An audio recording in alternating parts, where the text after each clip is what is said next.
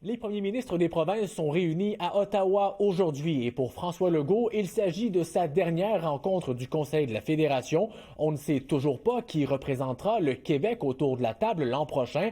Or, on peut dire sans se tromper que le premier ministre de l'Ontario est loin d'être enthousiaste à l'idée que ce soit le chef du Parti québécois. It'd be a disaster for our country if the separatists got elected.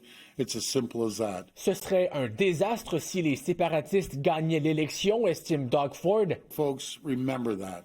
You want to thrive, you want to prosper, you'll prosper a lot more as a united Canada. Souvenez-vous que vous prospérez beaucoup plus au sein d'un Canada uni, ajoute-t-il. Le principal intéressé a répondu avec ironie à Doug Ford.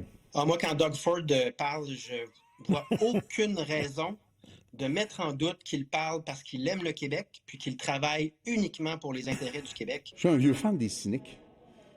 L'indépendance, c'est pas bon pour le Québec. La preuve, les Anglais le disent. C'est un peu ça. Doug Ford dit, ben non, ça serait catastrophique. Je comprends, parce que le Canada, c'est l'Ontario.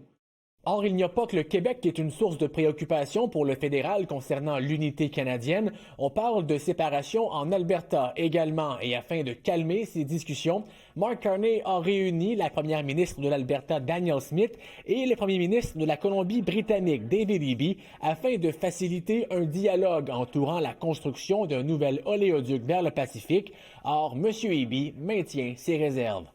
Well, I've been very clear with Premier Smith and with the Prime Minister that I believe that the tanker ban off the coast of British Columbia is there for a reason. Il demeure opposé à la levée du moratoire interdisant la circulation des pétroliers dans ses eaux côtières, mais il attend de voir la proposition de l'Alberta cet été. Olivier Ferron-Boissé, TVA Nouvelle, Ottawa.